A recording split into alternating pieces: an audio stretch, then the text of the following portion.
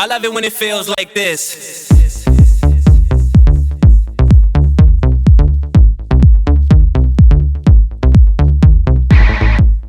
Hi, I'm Tom Kustra with eXp Realty. So I'm a real estate agent here in Toronto, Durham Region, and York Region with eXp Realty. In today's video, we're going to be talking about why I feel that Pickering is one of the most underrated and undervalued real estate markets in the Greater Toronto area. So first of all, let's talk about when we're comparing it with other cities that border onto Toronto. And I do know that Pickering borders onto Scarborough technically, but all the 5 boroughs did amalgamate and it is technically Toronto, so suck it, haters. But that being said, when we're talking about all the other cities that do border it, so whether it's Markham, Vaughan, or Mississauga, Pickering real estate is always going to come in underpriced compared to those other cities. Even when you're talking about some of the far northeast ends of Markham, are probably a longer commute to downtown Toronto than it is from Pickering. So with that being said, the average price in September in Vaughan was about 1.328 million. In Markham, it was about 1.352 million. And then in Mississauga, it was 1,037,000. And in Pickering, it was 1,038,000. The reason Mississauga comes in lower though is because one thing, Mississauga has a lot more condominiums than Pickering does. So that being said, that's probably why the price is relatively the same as Pickering, but when you're talking about a detached versus another detached in Mississauga versus in Pickering, Mississauga is definitely gonna come in more expensive. Okay, so the second and third reason basically is gonna have to do with economic factors. So the second reason is Amazon in Pickering and then Ajax as well.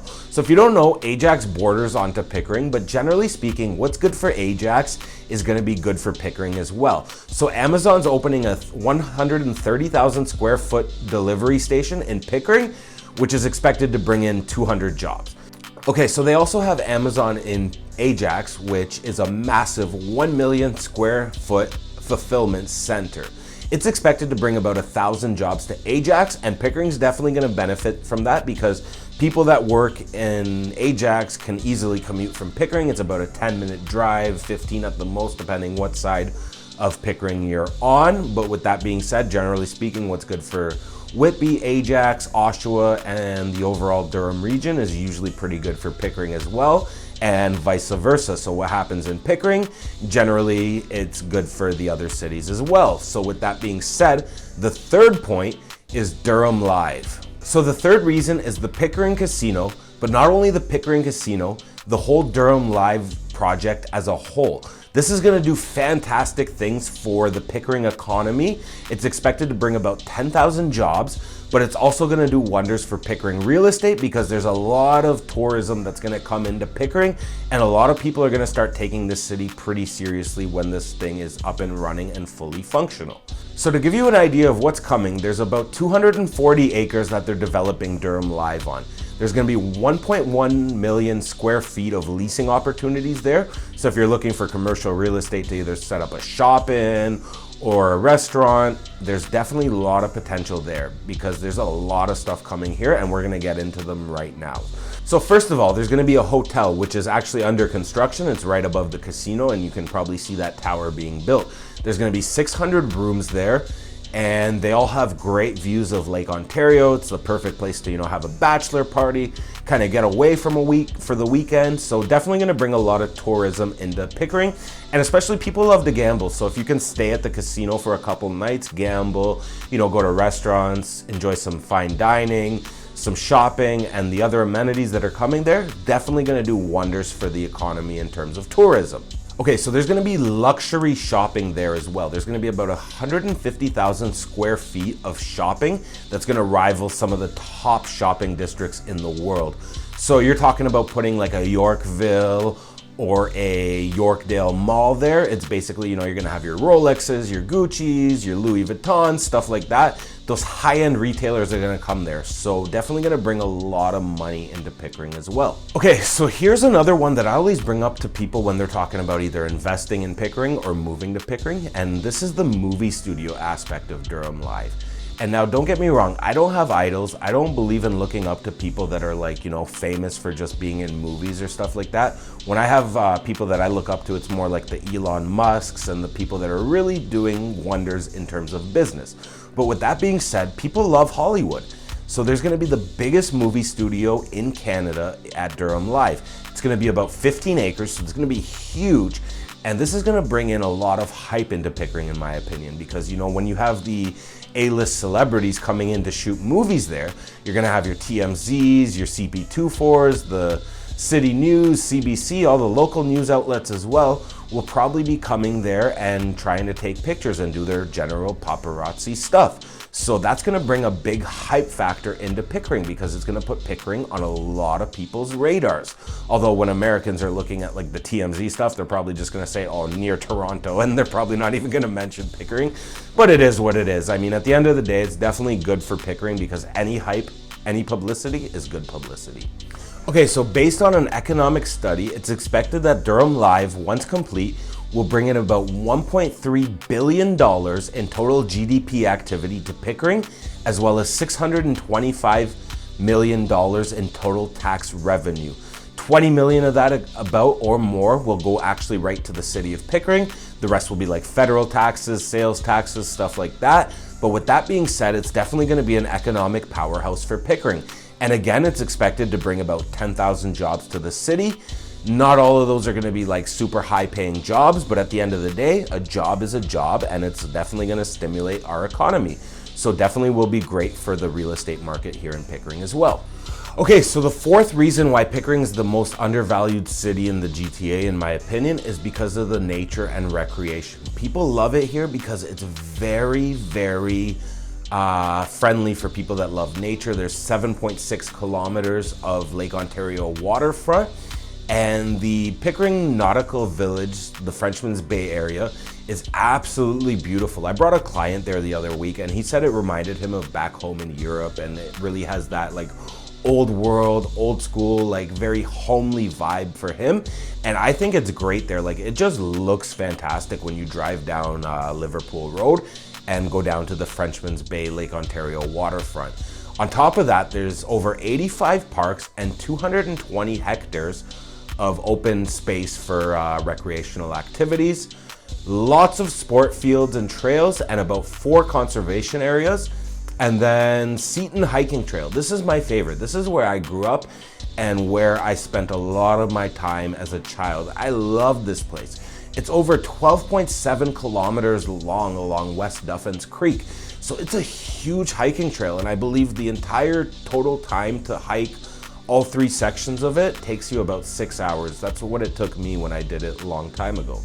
And with that being said, it basically goes from about 3rd Concession and Brock all the way up to about Whites and Taunton Road. And then from there, there's another section that goes from Whites and Taunton Road up until Highway 7, almost bordering on the York-Durham line, kind of right by the Markham border there. So it's a huge hiking trail.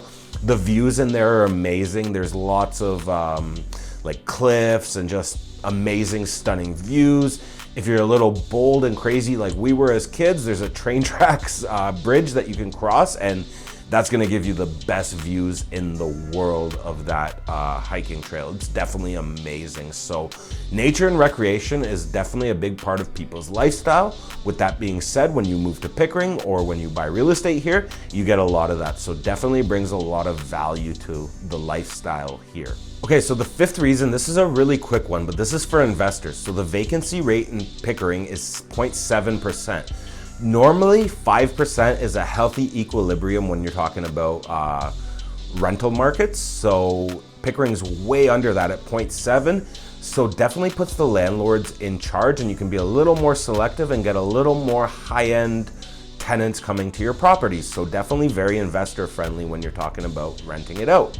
Okay, so the 6th reason is the up and coming proposal for the downtown city center in Pickering. And Pickering traditionally has never had like a real downtown. You know, Whitby has one, Ajax has one. It's kind of ghetto, but it's okay. Like, it's not bad. Oshawa definitely has a downtown as well.